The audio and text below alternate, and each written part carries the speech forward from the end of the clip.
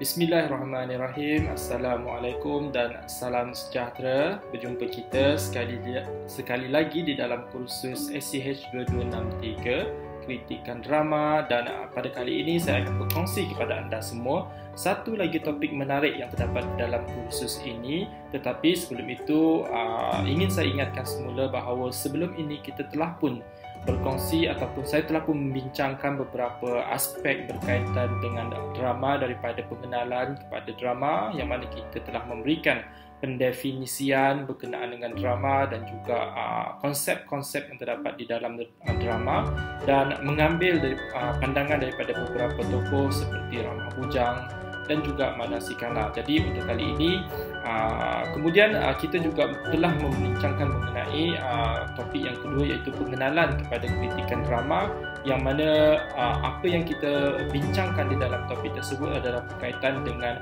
konsep kritikan drama dan bagaimana kritikan drama itu berbeza dengan kritikan-kritikan yang terdapat di dalam genre-genre lain yang terdapat di dalam bidang kesusastraan. Jadi untuk topik yang seterusnya, iaitu yang akan saya bincangkan pada hari ini, yang akan saya kongsikan pada hari ini adalah berkaitan dengan drama dan juga teater. Jadi dalam topik ini kita akan melihat perbezaan dan juga persamaan yang terdapat di dalam drama dan juga teater, dan apakah perkara-perkara yang membolehkan kita membandingkan ataupun memberikan garisan pemisah antara drama dan juga teater, yang mana perkara ini perlu difahami oleh anda semua bagi membolehkan kita tidak terkeliru dengan konsep yang terdapat di dalam drama dan juga konsep yang terdapat di dalam teater. Jadi teruskan bersama dengan saya dalam perkongsian pada kali ini. Seperti yang saya telah maklumkan tadi, pada hari ini saya akan kongsikan kepada anda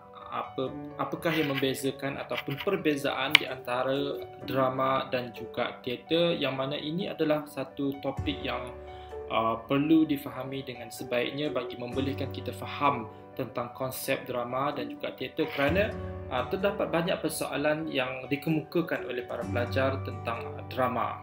Kadang-kadang pelajar ini keliru bahawa drama itu wujud dalam bentuk TV semata-mata, sedangkan drama sebenarnya dalam konsep kesusastraan boleh dilihat dari aspek drama secara bertulis. Jadi di situ kita akan memberikan kefahaman kepada anda dan bagaimana drama ini boleh dibezakan ataupun dipisahkan dengan teater, yang menjadikan dua perkara ini ataupun dua bidang ini adalah dua bidang yang berlainan, tetapi terdapat juga garis yang menyatukan di antara kedua-dua bidang tersebut.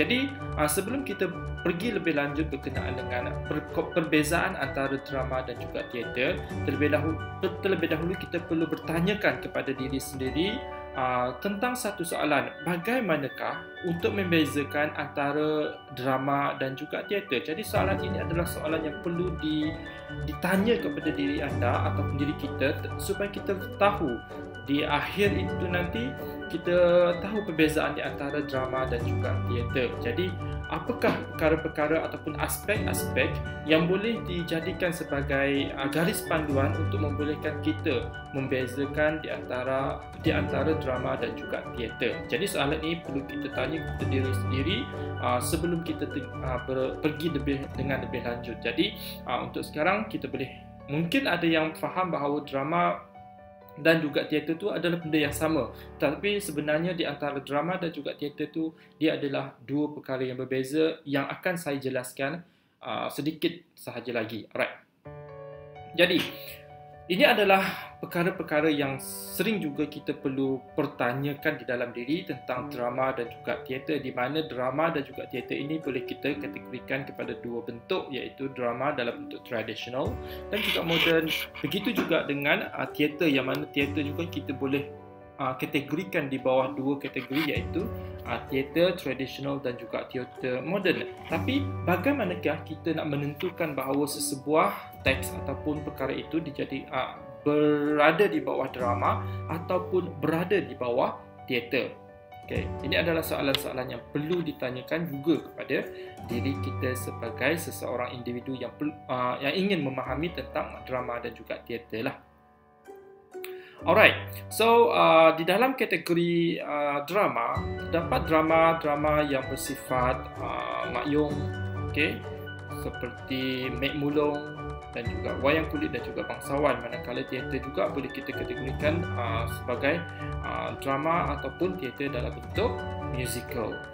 Okey, ini adalah perbezaan-perbezaan yang boleh kita jelaskan ataupun boleh kita perhatikan sekiranya membincangkan berkenaan dengan aspek drama dan juga teater. Jadi secara asas, drama adalah satu bentuk ataupun satu platform ataupun medium yang dihasilkan secara skrip bertulis. Jadi bila kita dihadapkan dengan sesebuah teks drama, apa-apa bentuk teks drama daripada Malaysia, for example, musical Kampung Baru daripada Atta Hazat Khan contohnya, dia wujud dalam bentuk skrip bertulis. So itu kita dianggap sebagai ataupun kita kategorikan sebagai drama sebab dia hadir dalam teks ataupun skrip bertulis.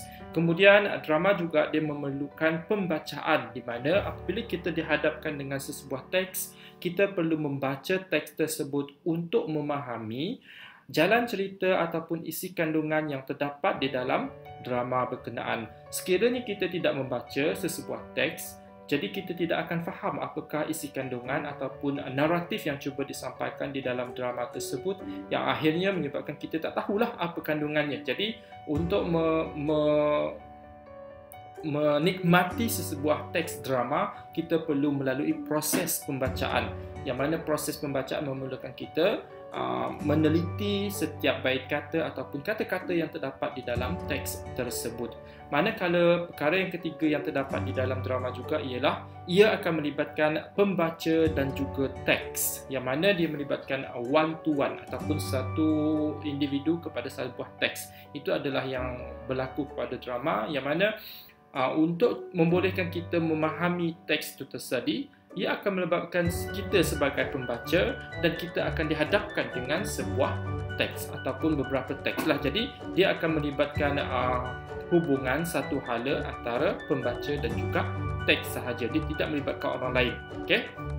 Dan yang ketiga, drama juga dia boleh dilakukan kritikan terhadap drama melalui penghayatan teks. Jadi sekiranya kita nak melakukan kritikan terhadap drama ataupun teks-teks bertulis drama ini, kita perlu menghayati terlebih dahulu teks berkenaan supaya kita tahu apakah isi kandungan yang terkandung di dalam teks drama berkenaan. Jadi ini adalah empat perkara yang terkandung yang membolehkan kita memahami sesebuah teks drama.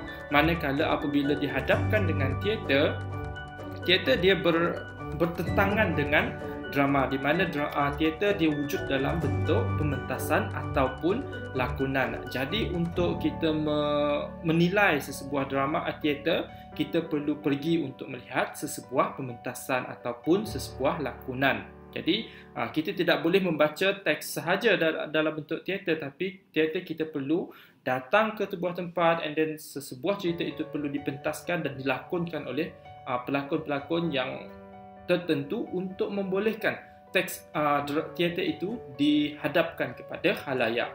Okay. Kemudian yang kedua, dia untuk teater akan memerlukan pemerhatian ataupun khalayak sebagai golongan yang menjadi penonton kepada teater tersebut. Tidak seperti drama, di mana drama tadi dia hanya melibatkan proses pembacaan sahaja. Manakala teater ini dia akan melibatkan proses pemerhatian, yang mana apabila kita memerhati, ia akan juga melibatkan aspek-aspek seperti visual dan juga aspek-aspek seperti audio. Di mana apabila kita menonton sesebuah teater, kita akan melihat secara visual, watak, pentas, latar dan sebagainya dari segi dan juga dari segi pencahayaan serta dari aspek bunyi yang digambarkan ataupun yang dipamerkan di dalam teater. Jadi itu adalah perkara-perkara yang terdapat di dalam teater. Berbanding dengan drama dia hanya perlu membaca. Kita hanya membaca. Jadi efek-efek bunyi, efek-efek latar tu kita tidak boleh lihat secara langsung, tetapi melalui visual yang digambarkan di dalam minda pembaca sahaja, itu adalah drama. Tapi untuk teater, perkara-perkara ini telah berlaku di atas pentas dan kita akan melihat secara visual melalui anggota ataupun organ-organ yang ada di dekat badan kita lah, seperti mata dan juga telinga. Okey, yang ketiga, teater dia akan melibatkan pelakon, pengarah, latar dan juga pentas. Tidak seperti drama, di mana drama hanya melibatkan teks dan juga pembaca. Tapi apabila menyentuh mengenai teater dia akan memerlukan pelakon. Okey, memerlukan pelakon untuk melakonkan cerita-cerita yang cuba disampaikan. Kemudian pelakon tersebut pula perlu mendapatkan arahan daripada pengarah untuk melakukan ataupun melakonkan watak-watak yang diberikan peranan kepada pelakon berkenaan. Selain itu, teater juga akan ada melibatkan pentas ataupun latar yang berlainan. Let's say dalam sesebuah cerita itu latarnya adalah dalam sebuah hutan. Jadi latar yang perlu dipamerkan di atas pentas ataupun dalam teater tersebut adalah sebuah hutan yang bagi membolehkannya sesuai dengan situasi ataupun keadaan semasa cerita ataupun teater yang disampaikan. Jadi itu adalah aspek-aspek yang melibat di dalam teater. Dan untuk melakukan kritikan terhadap sesebuah teater, kritikan adalah dilakukan melalui penghayatan terhadap pementasan tersebut. Jadi pelbagai aspek yang kita lihat dan juga dengar itu adalah perkara-perkara yang akan menjadi bahan untuk dikritik sekiranya kita ingin melakukan kritikan terhadap sesebuah teater. Berbeza dengan sesebuah drama di mana kita hanya perlu membaca dalam teks sahaja elemen-elemen yang perlu dikritik.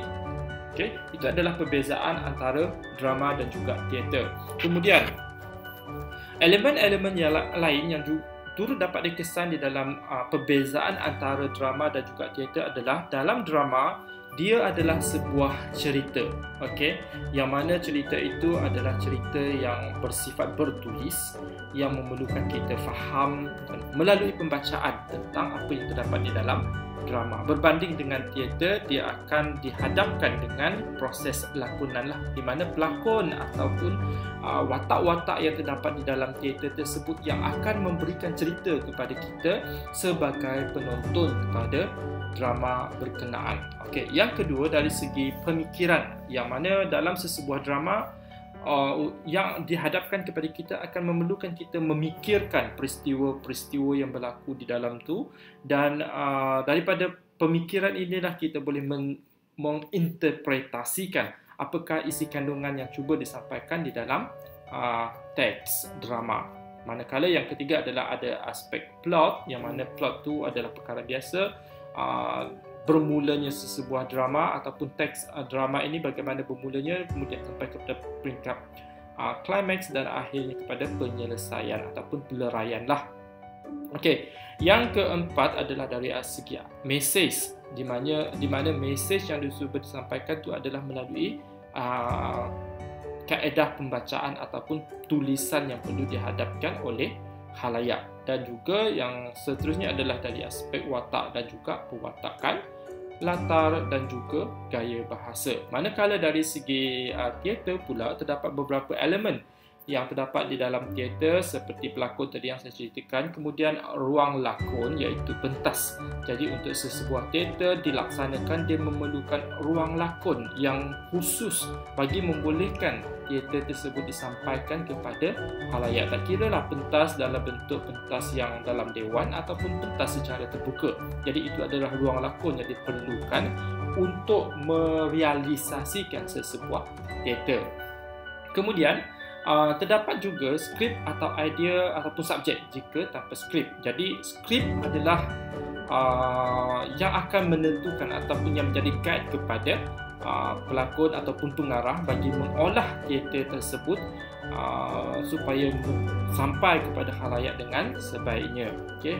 Kemudian dari segi penonton, kalau dalam drama tadi untuk menyampaikan sesebuah mesej melalui tulisan dan juga pembacaan, manakala melalui teater penontonlah yang akan menginterpretasikan mesej-mesej yang cuba disampaikan oleh di dalam sesebuah teater tersebut.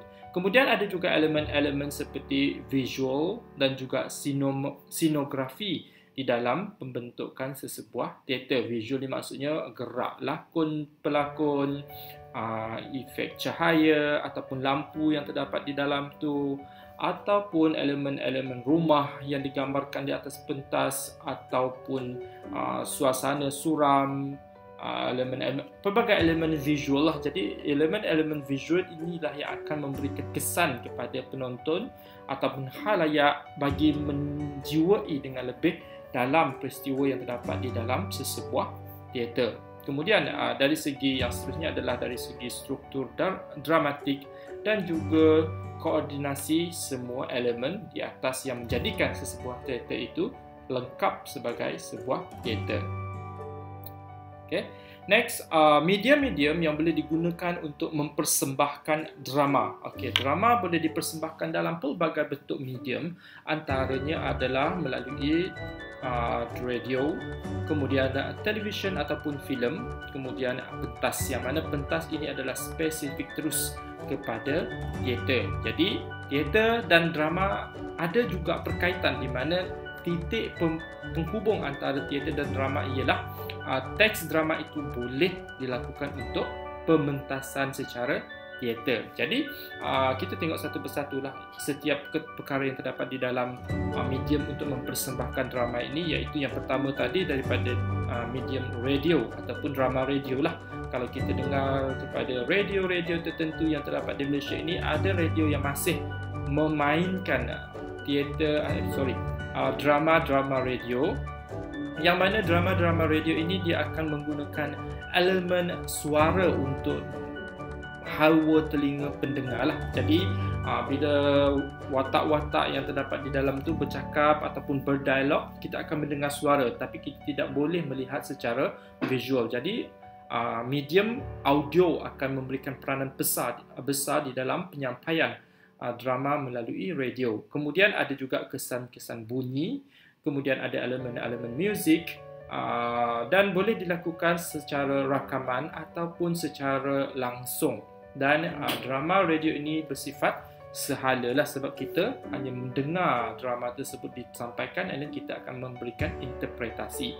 Kemudian drama dalam bentuk televisyen ataupun filem pula juga hadir di dalam bentuk suara dan juga ada elemen dialog tadilah seperti yang terdapat di dalam radio. Kemudian ada kesan-kesan bunyi, bunyi huruf, bunyi bom dan sebagainya. Itu adalah kesan bunyi yang boleh dikesan di dalam drama, filem ataupun TV. Kemudian ada kesan-kesan muzik, dan juga yang berbeza dengan radio, dia ada kesan visual, iaitu dalam bentuk video pergerakan, watak-watak yang bergerak ataupun dalam bentuk seluloid. Kemudian ada juga kesan-kesan khas. Kalau kita tengok drama-drama dalam bentuk TV ataupun filem, ada banyak kesan khas yang boleh digunakan sekarang.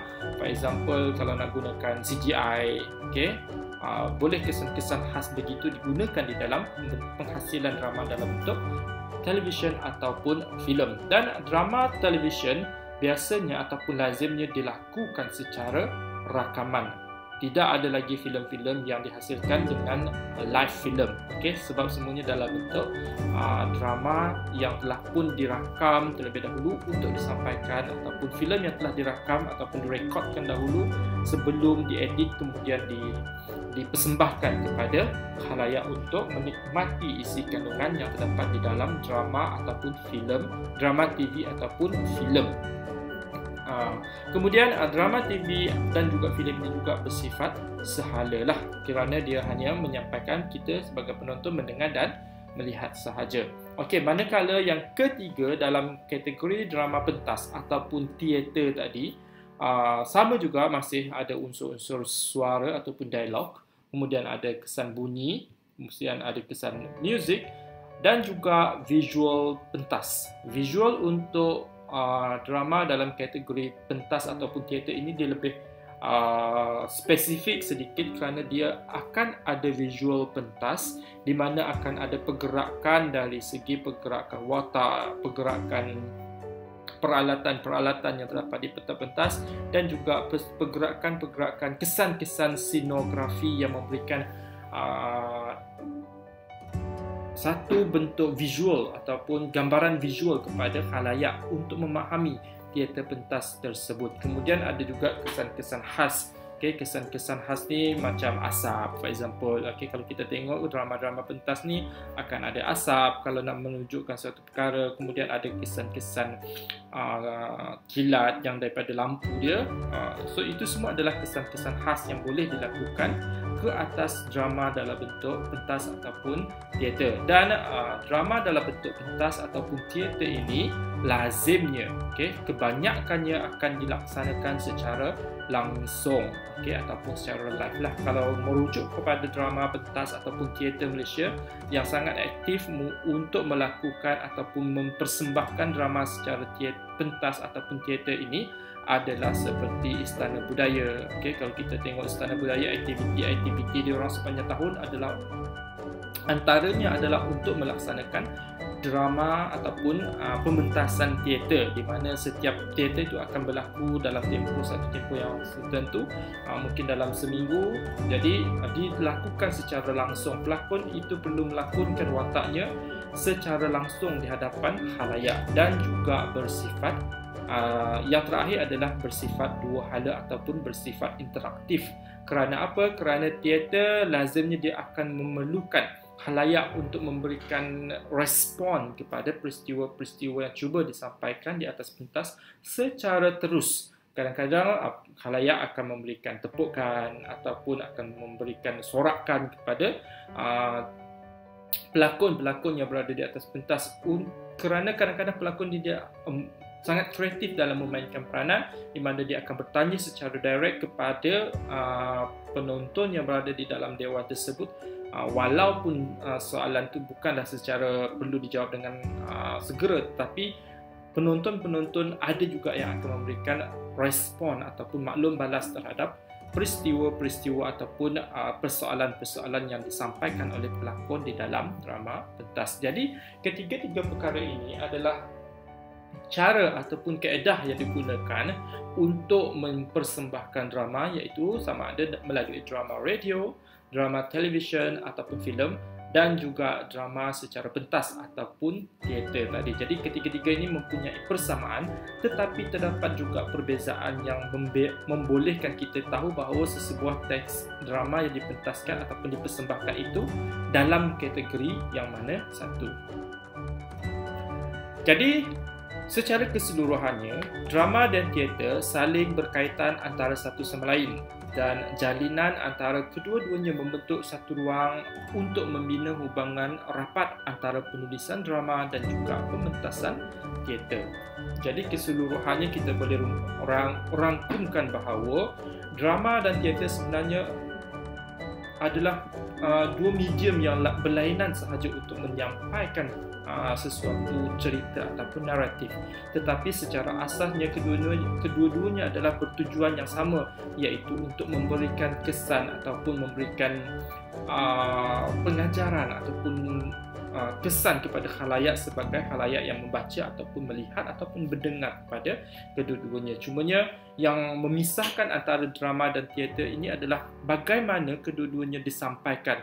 Satu melalui teks, satu lagi melalui kaedah penyampaian ataupun pementasan secara atas pentas. Jadi diharapkan melalui perkongsian itu tadi, kita boleh faham apakah yang boleh memberikan kita satu pengetahuan tentang perbezaan antara drama dan juga teater.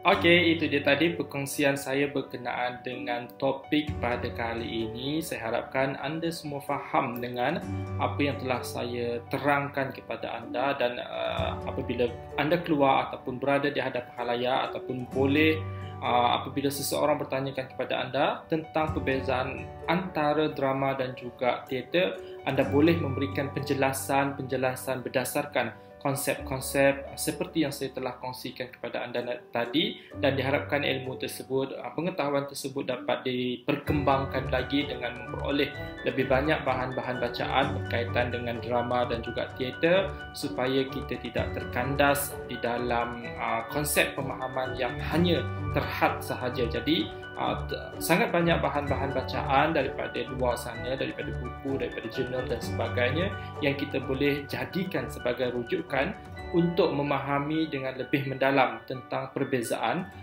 antara drama dan juga teater. Jadi, itu sahaja untuk perjumpaan pada kali ini. Kita akan bersama lagi di dalam topik yang akan datang. Sekian, Assalamualaikum dan salam sejahtera.